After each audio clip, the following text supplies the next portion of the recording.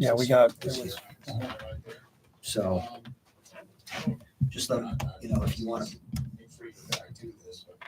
pull it just slightly. Call back. Okay. There you go. Thank you. She talked about YouTube. There's going to be a Las Vegas Sports Network YouTube channel that all the shows are going to be broadcast on. That's fine. Record something. Yeah.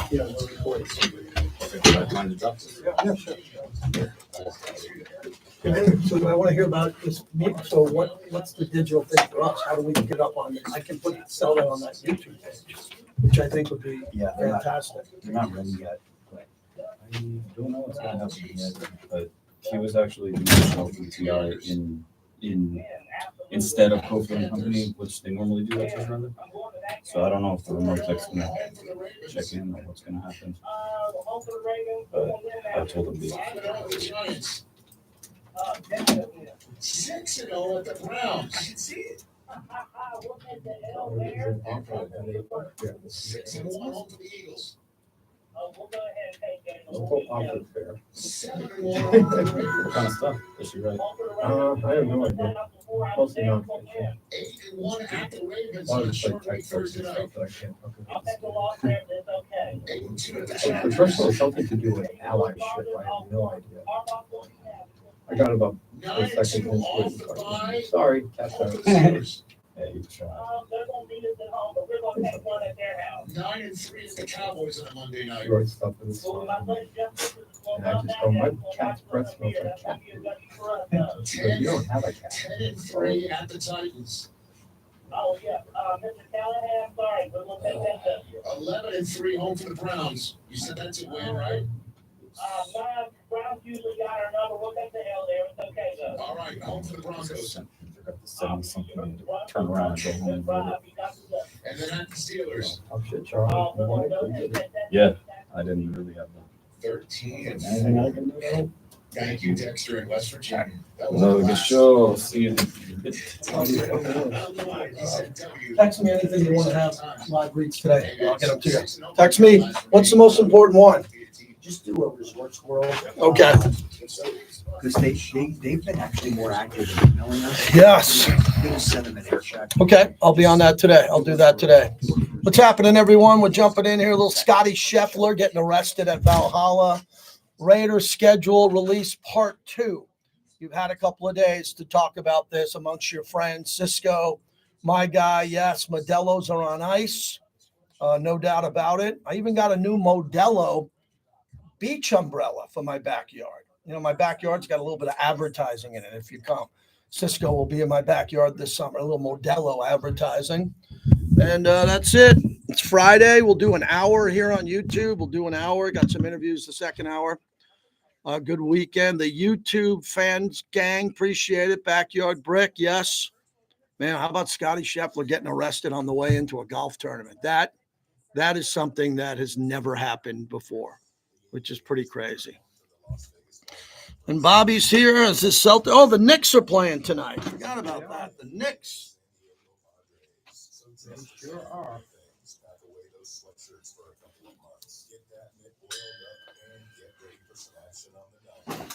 Oh. Yes. You won't believe this today, Bobby. I did hot yoga.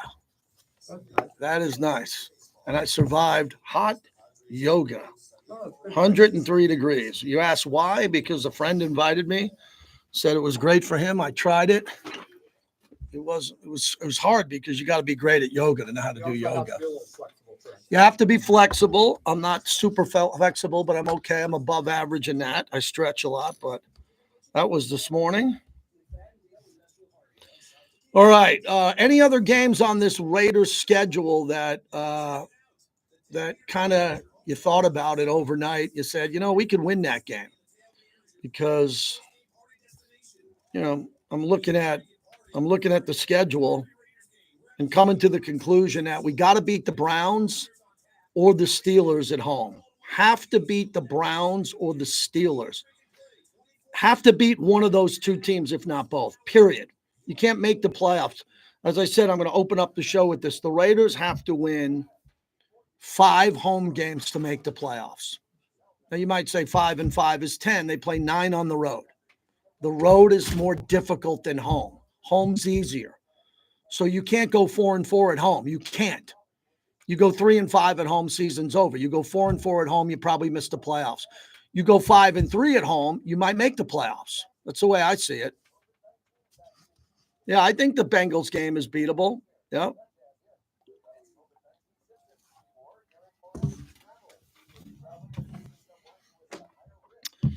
Yes.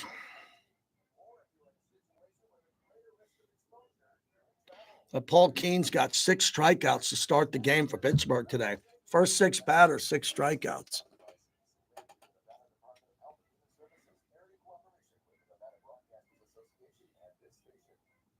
Yes. Oh, yeah. Do you have the printout on C.J. Watson? Do we have okay. All right. Okay.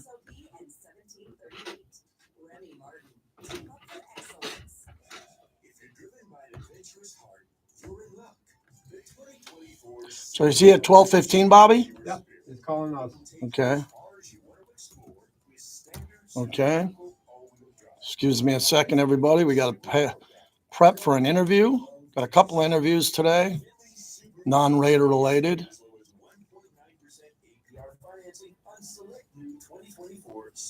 Yeah, I think Michael sent us the bio. Yep, I got him. Would you like to become an educated sports fan that also knows how to place a bet? How about a library of how games are played, how to make bets, and hot picks of the day? Join me at betmoneyhoney.com. I'm Justin Watkins with Battleborn Injury Lawyers, and I have to laugh when I hear all the attorneys out there falling all over themselves to tell you who's bigger, who's better, or who's richer. It's funny because the American Bar Association found the most common complaints of lawyers is neglect and lack of communication. It's about customer service. At Battleborn, we pride ourselves on how we treat our clients. All right. Hope everyone has a good weekend. Check out our Google reviews or call 766-1400 for a free consultation. At Battleborn, your battle is our fight. Don't miss the Rich Eisen Show. All right. Weekday mornings at 10 here on Raider Nation Radio 928. Give your way on. Yep. You're listening to the JT the Brick Show, where the Raider Nation has come to sound off and react for over 20 years. It's time for JT the Brick. It's a new chapter, it's a new era, it's a new mindset. Kobe Myers in motion. O'Connell takes the snap, throws it out to him. He's going to throw to the end zone. Touchdown, Devontae! I love hearing that sound. You know, I thought at the end of the year it was nice. Allegiant Stadium started to turn into a home field.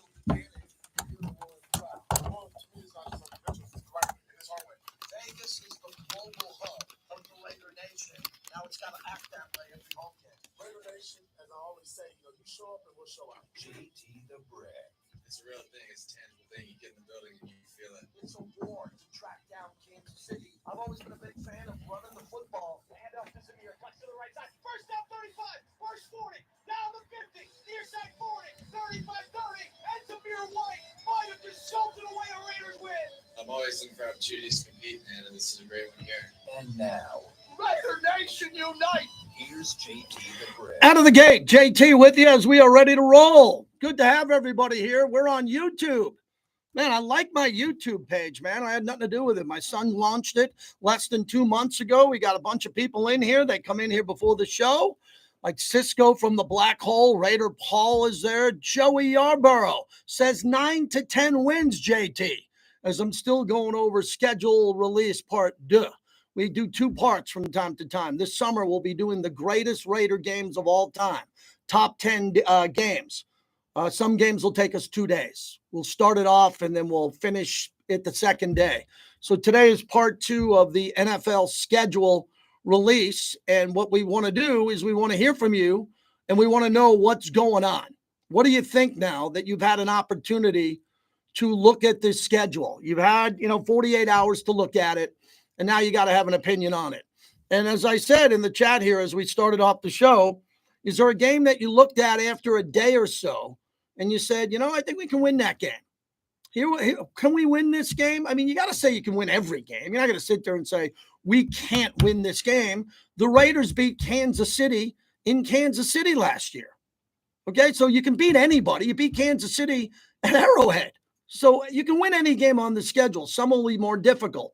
At Baltimore, at Miami, Kansas City on the road, Cincinnati on the road, whatever it is.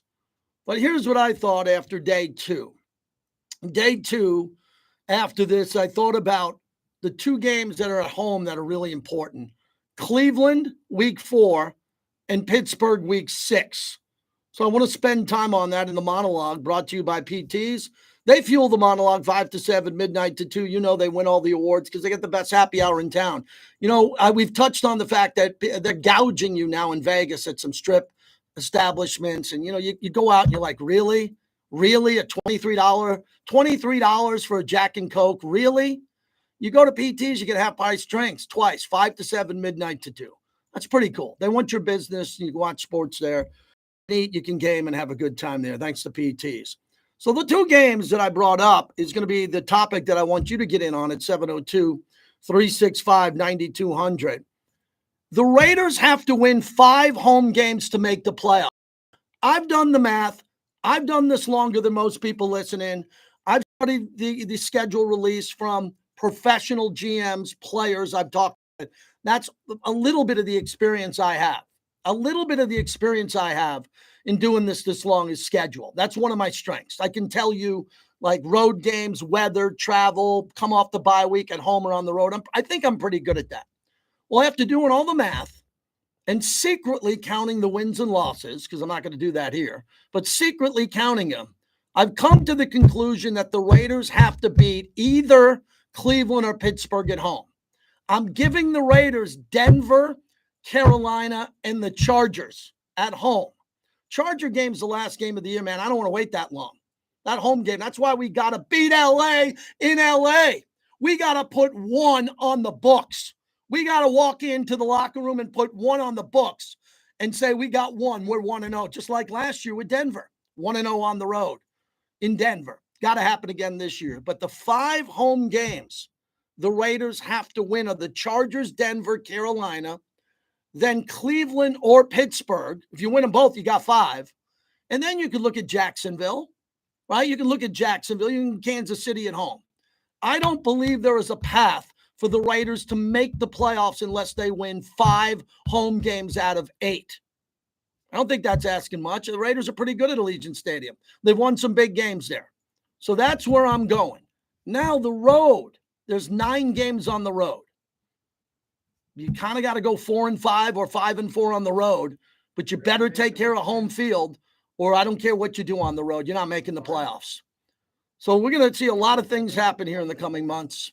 Camp battles, who's going to start at quarterback, who's going to be the edge rusher opposite Max, Malcolm Kuntz, where are you going to put Tyree Wilson? What are you going to do? What are you going to do? We're going to do all that.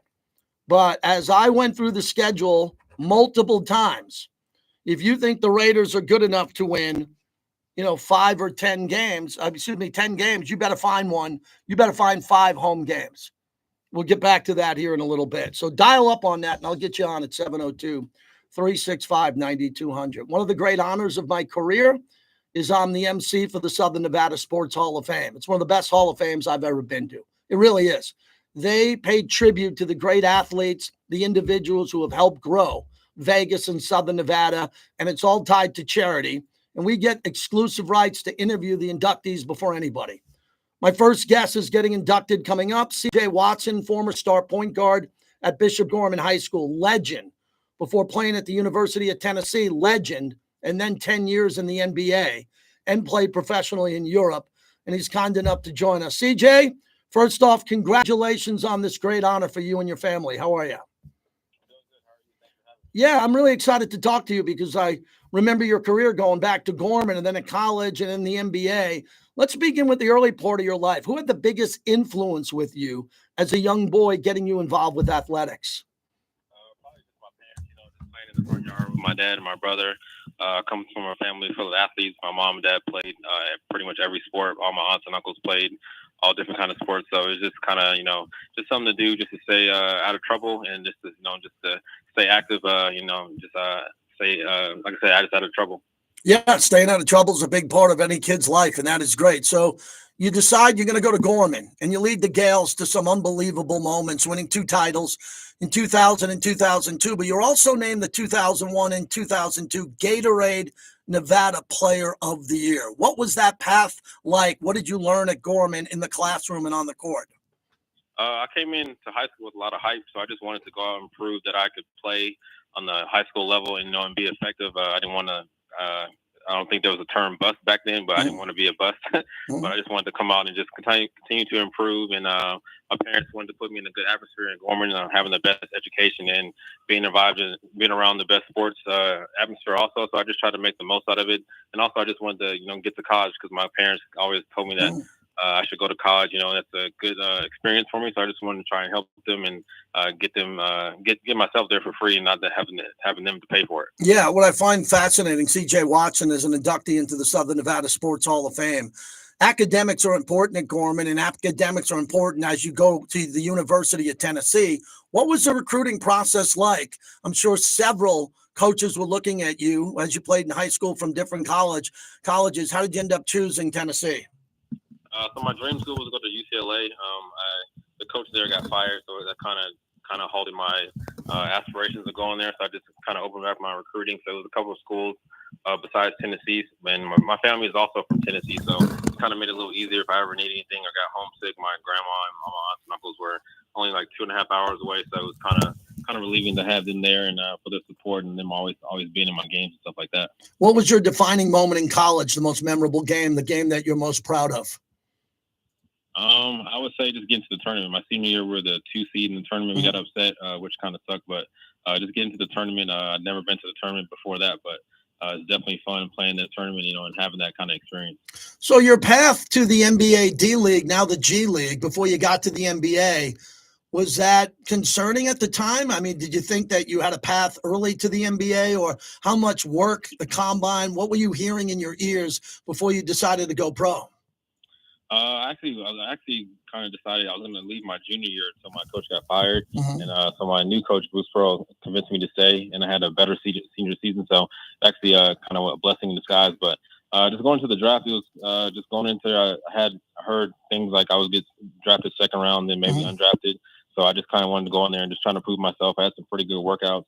So I just kind of went in there, just trying to get drafted and see what had happened. Obviously, went undrafted, but I definitely think that was kind of helped me just play with more chip on my shoulder and help me be more dedicated and really define myself as a player. C.J. Watson is our guest, one of the inductees into the Southern Nevada Sports Hall of Fame. So your first game with the Warriors, you would also play for Chicago, Brooklyn, Indiana, Orlando during your career. You played in 600 games, regular season games, and 48 playoff games. So your NBA path and your dreams, when you look back at your NBA career, what are some of your fondest moments? Just the teammates and the friendships I made, the bonds, just being able to travel across the world, going to China and Taiwan, a lot of places I never thought I would probably go. Like I said, basketball's taking me all those places, and like I said, just all the friendships and relationships I made throughout time. Yeah, it's interesting when I always ask athletes this, mostly football players, but I'll ask you this 2-part question and take your time. Who's the greatest teammate you ever played with, and who is the greatest player you ever played against? The greatest player is easy because Kobe. That's okay. The greatest. All right, that's easy. It's debatable. Everyone has a different opinion. The greatest teammate I would say would probably be Joakim Noah. He was a great teammate from afar, and then also playing against him in college. And when I got to be his teammate, kind of just realized how everyone always liked him and enjoyed playing with him. C.J. Watson, as we wrap it up. So you founded the Quiet Storm Foundation. What a blessing for you to foster learning opportunities that include social skills development, health and fitness activities to help youth grow. How'd you get involved with that, and what type of passion is that in your life, charity work, giving back?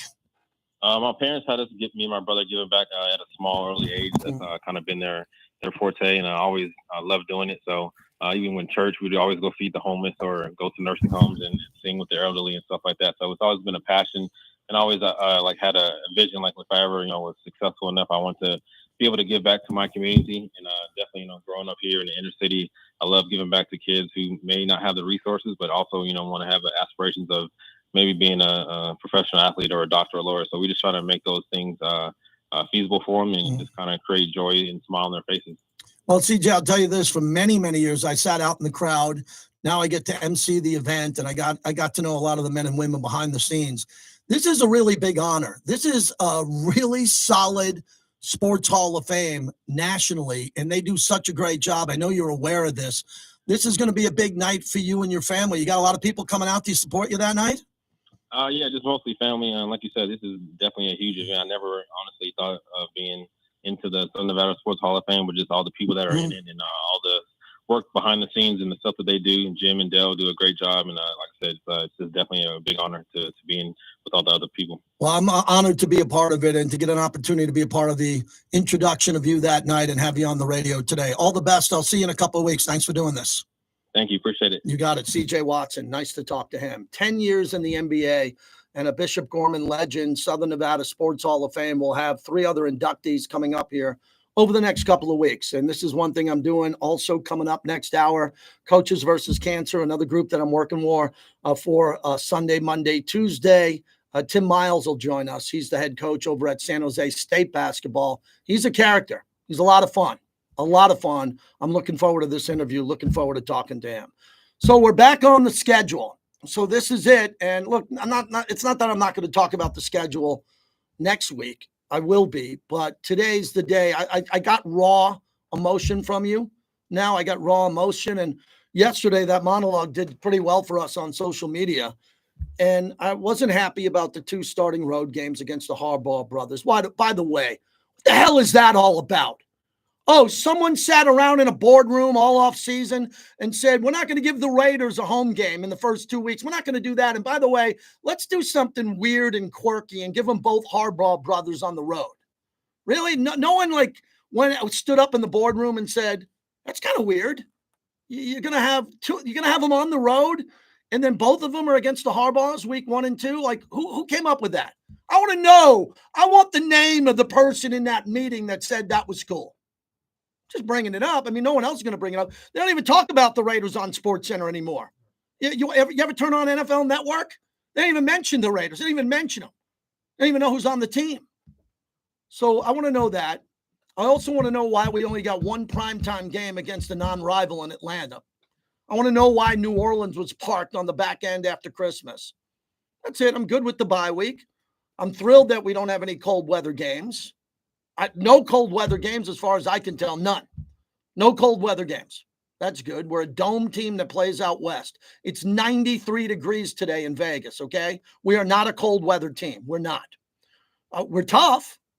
Antonio Pierce is tough, but we're not a cold weather team. That won't be an issue. We're not playing Miami in extreme humidity early. I like that. So overall, I think the schedule is unique. Is it difficult? It's supposed to be difficult. Why is the Raiders' schedule more difficult than most? It's because they play the Chiefs twice. When you have a weighted average of your schedule, if you play in a division that has Kansas City twice and you play in the NFC North and you don't play Kansas City at all, your schedule is going to be tougher with 2 Kansas City games. Then you throw in for the Raiders a Baltimore road game and a Cincinnati road game. Cleveland at home, a playoff team. You start adding up the playoff teams. It's going to be interesting to see. Start fast, no matter whoever we play. Start fast is what's going to be. Fans aren't upset about Carolina being the home opener. You know, it's like the opening night, Bobby, of the Rolling Stones. They opened up in Houston, right? They could have opened up in Madison Square Garden. They could have opened up in Seattle. They opened up in Houston. Everyone's excited. Are you going to see the best show the first night of the tour? Normally not. But they were pretty excited to have the first show of the Stones in Houston. Our first home game is Carolina. I don't know what to tell you about that. We better win that game. All right. We better win that game. Got to win that game. All right. So the big story today, and I'm going to talk about it more next hour, but Scottie Scheffler getting arrested on the way to the golf course. This is a developing story. We do not have all the details. I'm not going to go too deep on all this until we get more and more details on all this. Now the story is coming out. Here's what happened. There was a fatality death. Someone got killed in a crosswalk. And what happened was Scottie Scheffler was on his way. So you can imagine wherever you live, if there are sirens and cones and police in the middle of the road telling you to stop, you stop. I don't know what Scheffler did, but clearly a police officer is saying that he was dragged by Scottie Scheffler's car. So I'm not going to assume anything. People today, my buddies were like, well, Scheffler probably got nervous and hit the gas, or maybe he went to hit the brake, he hit the gas. We don't know what happened. But what's happening now is Scottie Scheffler went out and played another great round of golf, and he barely made it to the tee box in time. Barely. They let him out of jail. They took a mug shot. I always preface this as a sports talk host throughout my career. When I can see a police report and I see a mug shot, it means you bleeping went to jail. Yeah.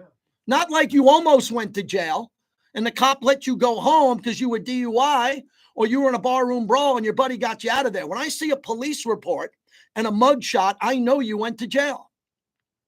So I woke up to this morning. My phone was blowing up and I started reading about it. And then Jeff Darlington, who's an NFL reporter, who's double dipping with golf like Marty Smith at ESPN.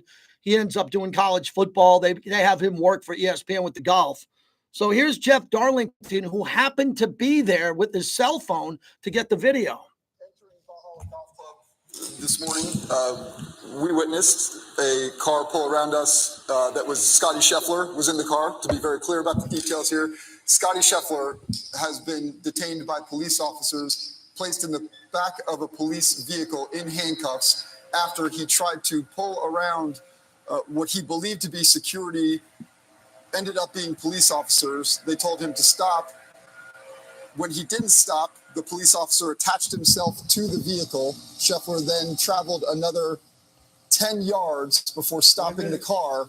The police officer then grabbed at his arm, attempting to pull him out of the car before Scheffler eventually opened the door, at which point the police officer pulled Scheffler out of the car, pushed him up against the car, and immediately placed him in handcuffs. Scheffler was then walked over to the police car, placed in the back in handcuffs, very stunned about what was happening, looked toward me as he was in those handcuffs and said, "Please help me." He very clearly did not know what was happening in the situation. It moved very quickly, very rapidly, very aggressively. He was detained in that police vehicle for approximately 20 minutes. The police officers at that point did not understand that Scottie Scheffler was a golfer in the tournament, nor, of course, that he is the number one player in the world. Wow. How about Jeff Darlington being there with that? Talk about a guy who has good information. I mean, that's the type of information that you could use in court. He basically told you what happened from his perspective. So I got to do a sports radio show today, so I got to at least speculate. I have to. But I've always said, if you've been listening to me for 20 minutes or 25 years, I always side on the side of the police. I do. And then when there's bad cops and cops do bad things, which happen, those cops should be held to the full extent of the law. Okay? I'm not shying away from that. And this could get racial only on the internet. Only on the internet. This wasn't a racial issue, but there are a lot of minorities who are going to say, well, if that was a black 19-year-old kid pulled over trying to go around an accident and took off with his car, what would have happened to that kid? I don't know. I don't know. I'm not going to comment on something I don't know. But Scottie Scheffler is a man of faith. He's a golfer. He's an elite golfer who was trying to get to a golf tournament where he was going to work. Why didn't he stop? There might have been confusion. It was dark. It's raining. It's 5-something in the morning. He was getting there early for a tee time, 5 hours early. So I'm not making excuses for him. I want to know what he did. But it comes down to something I was talking about with Bobby during the show. Whenever there are flashing lights and police officers and they're in the middle of the road, just stop. Listen to their orders. There was a fatality car accident and they were working in the rain and someone was killed. And Scottie Scheffler, all reports indicate that he tried to get around it. All right, maybe he thought he was one left turn away, and if he just got around that cop on the right, he could go in. It doesn't work that way. Was it a misunderstanding? Oh, you want to get the internet popping? Say it's a misunderstanding in 2004, a police pullover with a white guy. Go out there and say it was a misunderstanding. The internet's going to break. So there's not much I can do. He's on the golf course. He's insane. Do you know what he scored today, Bobby? He's still out there. I can't believe this. The guy's 6 under today. The guy was in jail. He had an orange jumpsuit on. He got to the golf course. He had no time to warm up, just minutes. He's 5 under par today going into his last hole. He's 9 under. Let me say this again. I don't know if he's innocent or guilty. My gut tells me these charges are going to be dropped. My gut tells me if Valhalla ever wants to have a golf tournament the rest of their life with the PGA Tour, I'm sensing there's a lot of entitlement, and the charges will probably get knocked down to something. If there's a police officer listening, if you want to tell me maybe, what could this be? But when you're a moving vehicle, you're a weapon. If a police officer is trying to stop you and you're dragging the police officer because you're not listening to his command, you're going to go to jail, and you're going to go to court, and you're going to have to settle for something less. And that's what I think will happen here. What's weird about this is 2 things. Last thing, we'll get to your calls. There's no debate he's the greatest guy in the world. Like everybody says, there's not a person on God's green earth that would say, man, Scotty Scheffler's a hothead. Or, he was drinking, because you wake up in the morning, you see this. The first thing I thought of, DUI. Right, first, but not Scotty Scheffler. He's a man of faith. He's God squad. He puts his religion first. He's a good guy. But he definitely was in the wrong place at the wrong time, and it sounds like he did not follow commands. I'm a follow command guy. That's just, I teach my kids the same thing. God forbid you make a mistake in a vehicle, pull over, get safe, get to the side of the road, be safe, put your hands on the steering wheel, and listen to authority. Other people are going to have a different reaction to that comment and say, hey, it doesn't work that way. I'm generalizing. I'm broadcasting. I'm not narrowcasting. I'm broadcasting. But this story, if he wins this golf tournament, forget about it. This will be the craziest story maybe we've ever covered in sports. And there's been a lot of wild ones. Aaron Hernandez was playing as a murderer when no one knew, right? That's crazy. That's extreme. You got other extreme stories. OJ, you got this, that in sports. When it comes to Tiger Woods got arrested in Jupiter, Florida. He thought he was in California. He was so whacked out. Tiger Woods, the greatest golfer of all time. There's a meme going there with Tiger being arrested and Scotty Scheffler being arrested. Their mugshot side by side. And the internet's going crazy today. So I don't think anybody should ever get special treatment, ever. Ever. If he needs to be arrested, if he's already been arrested, he's out. If he did something really wrong, he better tell the truth. That's the other big thing. He better tell the truth, Bobby. He better tell the truth, because there's cameras everywhere. These cops got cameras. Jeff Darlington had a camera. Other people had cameras. He better be telling the truth, and we'll see what happens there. Let's get some reaction to this. Are we a sports show or a Raider podcast every day? It's the biggest story in sports. Let's get some people, some golf fans. I got my golf clubs in the car. Raise your hand and beat your horn if you got your clubs in the car. You should be able to get involved in a conversation like this. 702-365-9200. Isaac in Fresno starting us off tonight. Raider country today. What's up, Isaac? Hey, how's it going, JT? Good. Very interesting to hear about Scheffler getting arrested Mm-hmm. on the day he's going to go in and play. I think he got released at 8:40. Mm-hmm. He's teeing off at 10:08. Man, that is it's crazy. Feel really bad for the guy and the whole situation, especially there was a fatality there. It's going to be very interesting. I just found out about it this morning, so it'll be interesting to see what turns of that. But moving on to the Raiders here, I think you're right, man. I mean, this year, instead of, I guess it kind of flip-flops whether you have 9 or 8 home games. So this year we have 8, and I think we definitely need 5 wins, because we have – the way I'm looking at the schedule, we got to start out hot. And that's typically not our style, but we got to start out 4-2, 5-1 if we can, because we hit a really tough stretch from week 7 to 11, where we could possibly lose all 4 of those games. They're 7-11. 7-11. Eddie Pascal said when we were on live during that. That's the gauntlet. 7-11, including the bye week, is the toughest part of the schedule. And you nailed it, Isaac. Got to start fast. Got to put 3 wins in the bank. I think 3-3 out of the gate would be really good. 4-2 would be bleeping incredible. I think if the Raiders start off 4-2, they're definitely going to make the playoffs because I've dove through the schedule. But, you know, the one thing you don't want to do is go 1-2, which would be losing in LA and then losing to Baltimore and then having to beat Carolina. That's the worst case scenario. The best case scenario, I think, is, you know, obviously winning them both, but I think splitting the first 2 games and then beating Carolina, go 2-1. I think every Raider fan would take that to the bank today. You would, right? Oh yeah, 100%.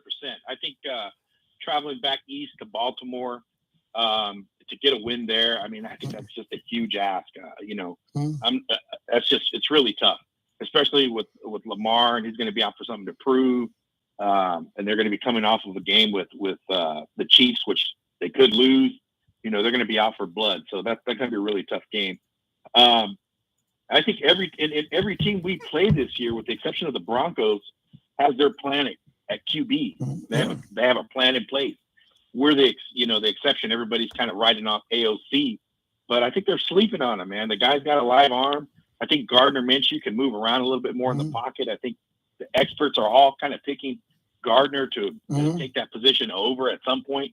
I'm still going to ride with AOC. We'll see. Right. I think he's got a lot of potential, but really excited to see Bowers and the 12 personnel to see what that kind of bring to our offense.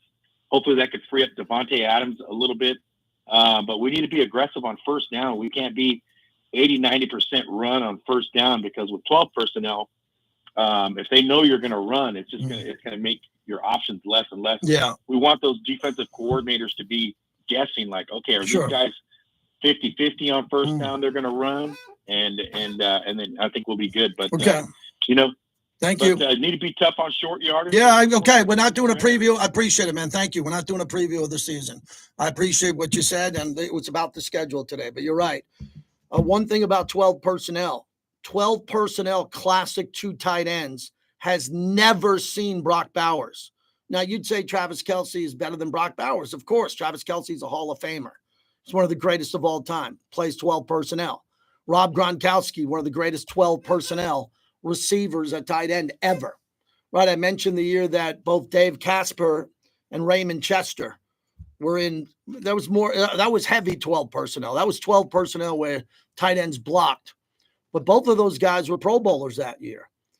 The X factor for the Raiders being really good this year is the return of Devontae. Not that Devontae left last year, but Devontae went through a lot. He started with Jimmy Garoppolo. He had to play with Brian Hoyer. Josh McDaniels got fired, went to Aiden O'Connell. Think of what Devontae had to put up with last year. Now some stability for Devontae, and Devontae is going to have a lot to do with who gets the quarterback position. It's going to be who can get the ball to Devontae. Who can get the ball to Devontae Adams? It's not hard, everybody. We're running 2 tight ends with a kid named Brock Bowers who can get a shuttle pass. He could get a handoff. Right? You can give him anything you want. You can throw to him behind the line of scrimmage. You can throw him a slant. You can throw him an 8-yard down and out. You can throw him a little in route over the middle where he's great at. Everything changes now for Luke Getsy. Luke Getsy woke up the day of the draft with no idea he'd have Brock Bowers. Now he does. He's got Devontae, who he worked with in Green Bay. Put the offense together. This is not rocket science. This is 12 personnel with Devontae Adams, Jacoby Myers, and Trey Tucker. I repeat, 12 personnel with a double team on Devontae, Jacoby Myers on the field, and Trey Tucker running clip branch bombs. I can put a concept there on how this could work on the radio. On the radio, I can put this concept together. Send Devontae out on a quick 7, 8, 12-yard route. Have Trey Tucker run the bomb. And then have Michael Mayer maybe block and have Bowers run an in route when no one's over the middle of the field and he goes for 30. And then run to the line of scrimmage and run it again. Because here's the big thing. And Vinny talked about it brilliantly on the show. Brilliantly. When you're running this type of offense, you don't want the defense to sub and match up. Can this be the year, Bobby, we play hurry up? And JT doesn't whine and moan like a 14-year-old girl on the post-game show? Why did we let the clock run down? Why did the clock – I'll get there. I got to finish this point. Are we going to let the clock run down to 3 seconds on the clock so the defense can sub in their players and sub up against Brock Bowers? Or are we going to have a little giddy up? Are we going to play faster? Are we going to go for the throat? Are we going to step on their neck and attack the end zone? We had a former head coach in Josh McDaniels who was a wizard, genius, 6-time Super Bowl champ, and the offense never flourished because it was very vanilla. It wasn't explosive. There were a lot of issues to it. It just couldn't get going. Okay, new head coach, new offensive coordinator, new skill set, Brock Bowers, 2 new offensive linemen. It's go time. None of this, let's get in the lab and figure it out. We should have this thing figured out by tonight. Run this thing efficiently. Run the plays that you've worked on in Henderson. Please, I know there's a T-shirt maker out there. Make a T-shirt. JT the Brick says, run the plays that you ran in Henderson. Set it up in practice and run it till it works. Oh, and Costa Mesa too. That's the monologue brought to you by Resorts World. Resorts World. Doghouse Saloon. Concerts. Dining. 3 hotels. Unbelievable gaming. One of the best looking casino floors you've ever seen in your life. Juniors. Oh, they got the great deli Juniors. The best vanilla shake I've ever had. I told my buddy Frankie, go in there and get a shake. He got the chocolate shake. He said, how is the greatest shake I ever had? Not at Shake Shack, not at Carvel. It was at Juniors inside Resorts World. Woo! Chef show he was on already. Next level chef. Hey, these are the ingredients that you got. Go cook, homeboy. Right? You got to make those ingredients and you got to make the best of it. So that's all Luke gets. He's got to be that next level chef. He's got to turn all those ingredients together. Those ingredients that were on the strip at the Palazzo. Why am I frozen here? No, I'm not frozen.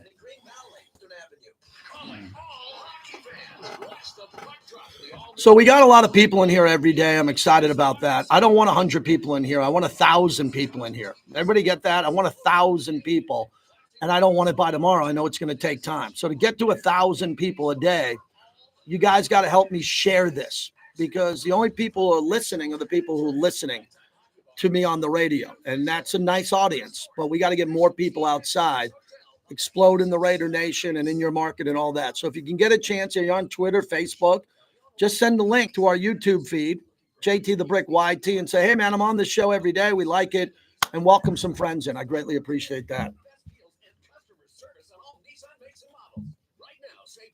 Yeah, I think,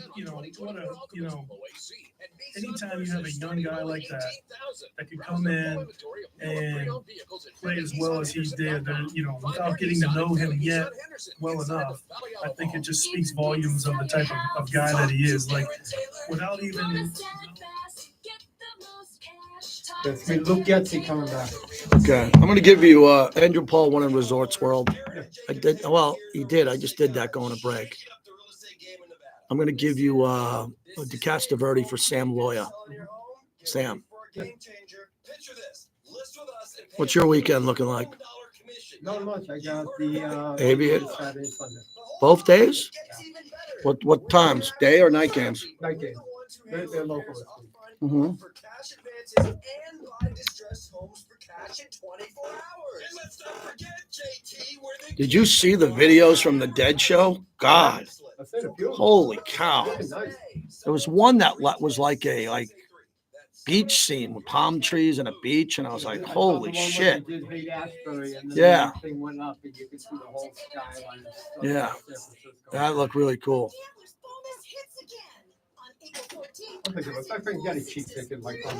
Dude, we'll be able to. Someone told me, I don't know if it's true. I got a text and someone said tickets collapsing.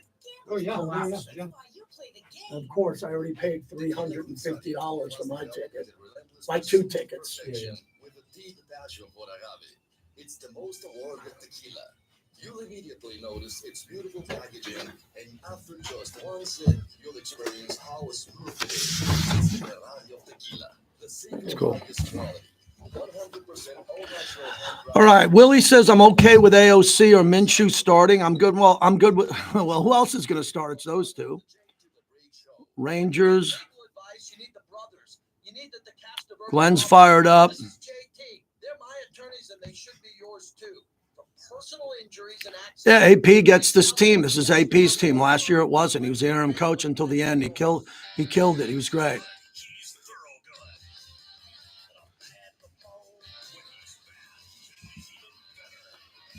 Raider Dom's at the driving range right now. Way to go. I shot 84 my last round. I've never broken 80. And, but I've been in the 80s a long time. I'll throw up a shitty 90 from time to time if I don't play well. But, I'm an 84 to 86 golfer. Got to chip better, man. I got to chip better. Anything 30 yards in is a problem for me. Yeah, I think, anytime you have a young guy like that can come in and play as well as he did, without getting to know him yet well enough, I think it just speaks volumes of the type of guy that he is. Like, without even knowing him or talking to him about anything yet, I can tell you right now that guy's got to be someone that prepares his butt off and is a great teammate. I mean, for the guys to rally around him the way that I saw from the outside looking in, and then for him to go to perform the way that he did in the end of that season, that just speaks volumes. So I'm excited to get to know him, excited to work with him for sure. All right, Scotty Scheffler is speaking live right now after his round. He shot 66 after being arrested this morning, taking a mud shot in jail and barely getting back to the golf course. He shot 66. He's 9 under, 2 back. I mean, the guy is just going to tear up this golf course. If he ends up winning after getting arrested and having these charges against him, I mean, I don't know. I can't compare it to anything. I can't. There's nothing that we all as sports fans can compare it to. What? I don't know. I mean, there's been NBA players and football players who have been arrested and got out of jail and played in a football game. Did anybody remember how they did? I remember Eugene Robinson missed the Super Bowl. He got arrested on Biscayne Boulevard, pretty good player at the time, and got arrested and didn't play. But if you look back at sports, been plenty of guys who've gotten a DUI after a night out, after a game. You go out after the game, you go to the club, you get a DUI, you get booked, you get bailed out, and then you play. That's happened a lot. But nothing like this. A guy going into a golf major, trying to get around an accident and getting arrested, and the cops saying that the car dragged him 10 to 15 feet, and then he goes out and shoots 66. I mean, only golfers can understand this. If you're not a golfer, you don't understand what it means to shoot 66 under duress. Like, you don't play better golf after you get arrested. You don't go out there and go, oh, my God, I'm going to play my best round. I just got arrested. And I got all this adrenaline going, and I got a brand new baby at home. This is a brand new father of 2 weeks. His baby, Bobby, is 2 weeks old, and the baby's dad has already been arrested. I mean, for the guy that you would say would be the last guy you'd ever think would ever get arrested.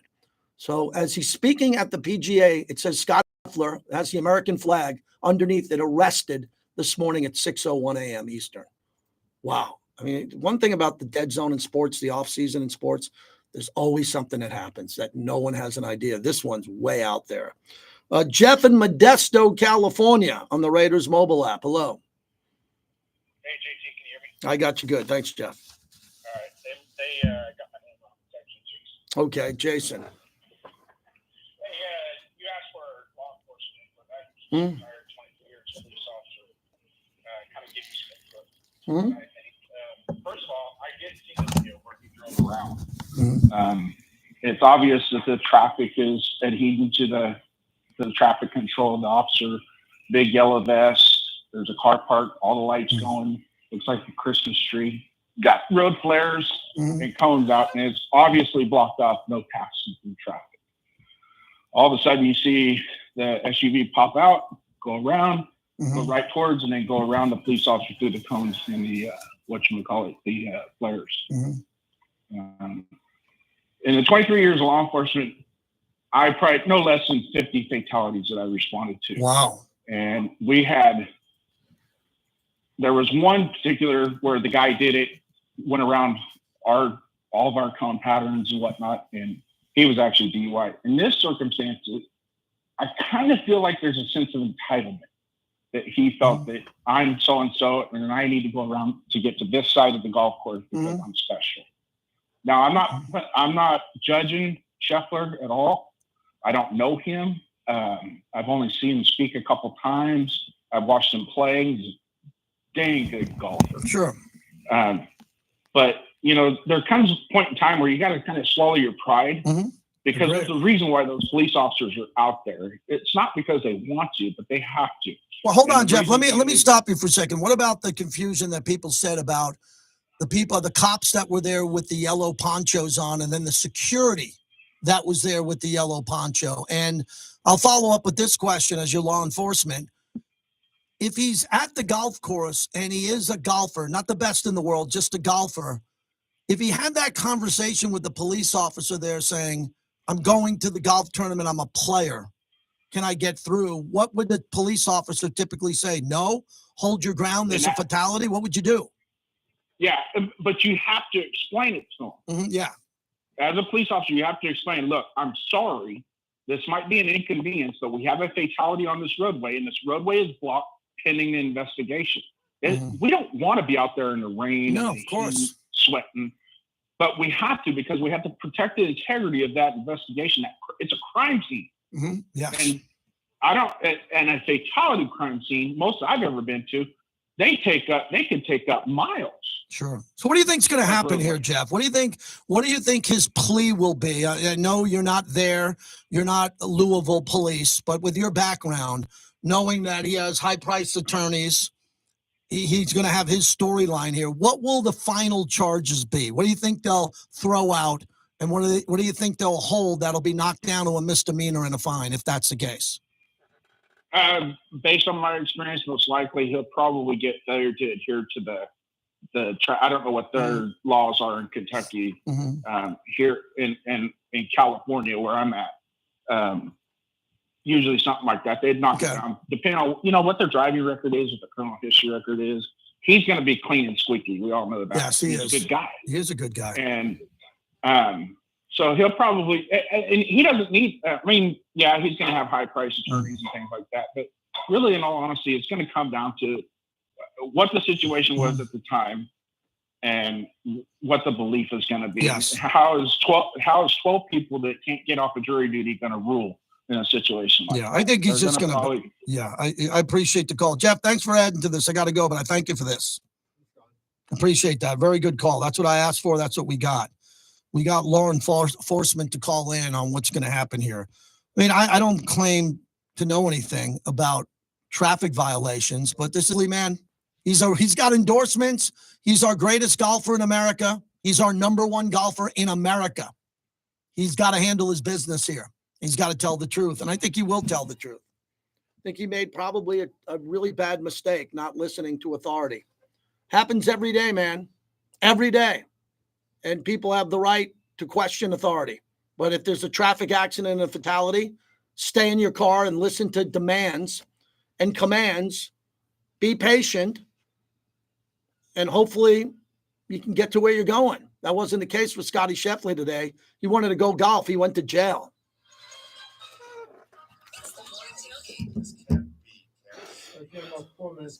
Yeah.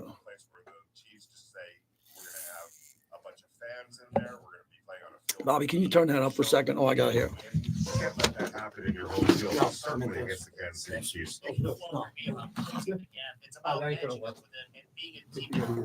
It's time for the Raiders to take care of business and do something about that. The Morning Tailgate, weekdays at 7 a.m. on Raider Nation Radio, 920 a.m. Calling all hockey fans. Watch the puck drop at the all-new nighttime hockey bar at Animal Resort Spa Casino. So it work shakes out. And hopefully I won't be too far back on this one. Back to my day too. Imagine the last thing you thought you'd be doing this morning was sitting in the back of a cop car cuffed. Within the shock and the fear and the confusion of that moment, what do you recall were some of the things that were spinning and racing through your mind? I was just really confused. I was doing my best to to diffuse the situation, really. And yeah, I was just sitting there just trying to remain as calm as possible. Like I said, it was pretty chaotic with what had happened this morning. I mean, once again, I can't imagine what the family's going through. But like I said, I was doing my best to diffuse whatever was going on. And so I was just sitting there in the back of the car, just listening to the police officer as, he's trying to figure out who I am, figure out my name. They were trying to find me in the system, but there was something wrong with going across state lines with the social security number and stuff like that. So it was all around. It was a very, very confusing and chaotic situation, but I did my best to just follow instructions and do as I was told as I was sitting there handcuffed. Up to Mike 18. Scotty, did you ever say to someone this morning, like, I'm Scotty Scheffler? No. When they got me out of the car, like I said, it was very chaotic, and I said, I'm sorry, I'm just trying to get to my tea time. And outside of that, things escalated from there. I did numerous apologies and whatever, but like I said, it was chaotic. It's dark, it's raining, there's a lot of stuff going on. They just had an accident. I didn't know what had happened at the time, other than there was an accident. I didn't know that it was fatal. And like I said, my heart goes out to the family, but no, at no point did I try to name drop myself to diffuse the situation. I just tried to remain as calm as possible and just follow instructions. Over to Mike 9. At what point did you feel as if you were definitely going to make your tea time, or there would be some kind of exception made? I didn't really feel like I would make my tea time until one of the officers they said, get ready, and I in motion like this to start rolling on my mat. And so then I looked at the TV and I was like, I'll be able to get there. We'll see how bad the traffic is getting in and out. But like I said, I'm just sitting there. I don't really know what's going on. I don't really know what was going on out here. I didn't know how long the delay was. I mean, at the time, I couldn't even remember what my original tea time was. So I was just trying to do my best to stay calm. And when they took me out, we got in the car on the way here. Figured it was ready to play, and my manager asked me if I wanted to, and I was like, of course. And then we just came here and got ready to go play. Got time for one more. We'll go up to Mike 19. Scotty, just on the detail, how long were you actually in the cell for, and in the context of everything else, where among the sort of best rounds of your career would be 66 after getting arrested? Yeah, I couldn't tell you how long So I we're was gonna in have there. about 2 minutes. You don't have access to. I wasn't wearing a watch, or I didn't have access to my phone, so I couldn't tell you how long I was in there. But like I said, all right, everyone, I'm going to jump off here at the top of the hour. I greatly appreciate everything this week. We had a good week here with our numbers and all the viewers that are in here. And please go to my YouTube, which you're on already. So you're subscribing, but we're doing YouTube shorts, and my podcast is up. New podcast, JT and Looney podcast. I'd love you to subscribe to that. That'd mean a lot. Charles Barkley coming back. Yeah, thank you. Welcome back to the JT the Brick Show, brought to you by the Black Hole. Become a member of football's most notorious fan. They're the worst offense I've seen for grown folks.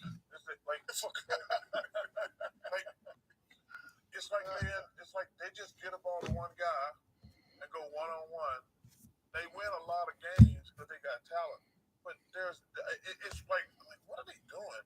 It's like, here, Jason, you get to the top of the key, go one-on-one, shoot a step back three. Jalen, you go back there, you make a move.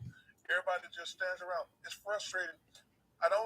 Maybe some things will change when Porzingis come back, but the way they play offense right now, they can't win a championship like that. All right, that is Charles Barkley on the Celtics. Bobby, who's our executive producer, is a Celtic fan. I'm a Knick fan. So I love the fact that we have a chance to go toe-to-toe. When was the last time, Bobby, you and I had the Knicks and the Celtics? Well, I know, because the Knicks are never in the Eastern Conference Finals. Red Sox. Yeah, going back to Yankees, Red Sox, or not before. So I'm going to look forward to that tonight. Going to Pearl Jam tomorrow night. Man, I've been knocking out the concerts, man. Dinner next to Mick Jagger. That's in my new podcast, JT and Looney. If you didn't see that, Johnny Katz reported it. I had dinner next to Mick Jagger. Bobby, I can't believe how many friends asked me if I took a picture. No. This was not. This is Piero's. You don't take your phone out and go, "Hey, Mick, turn around," and do that. But I told the story in detail on the podcast coming up here. A lot on that. Scotty Scheffler just spoke to the media about his scenario and his situation, and he was pretty open about going to jail. for moving around and what's going on. He can only say so much there. But we'll see what happens with Scottie Scheffler. If he wins this thing, they'll talk about this for 200 years. If he wins a major championship, the year he won the Masters, the year he's having, and he wins and is holding up the PGA championship after being arrested, I don't know what you would compare that to in the history of golf.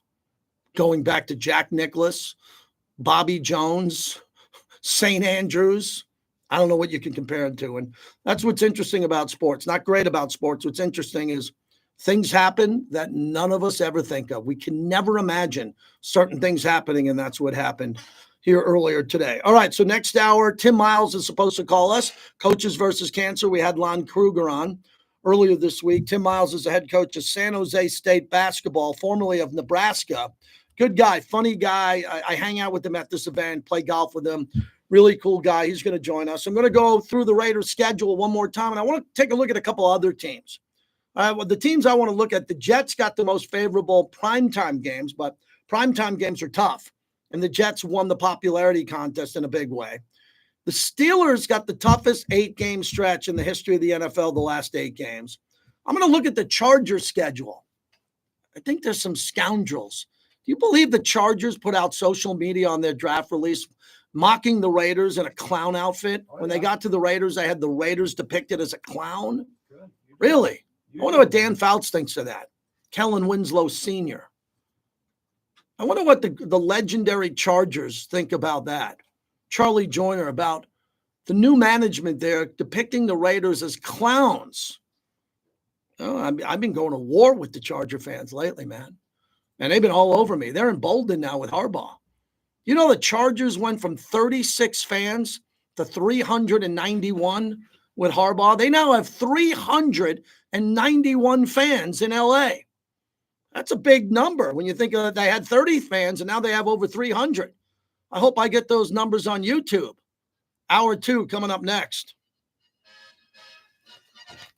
Little comedy there at the end. How about that? Little comedy there at the end. Got another hour to go, but I'm jumping off the live stream. Have a great weekend, everybody. Thank you so much, man. Appreciate it. Can't do this without you. Can't do this without you. Thanks for doing it.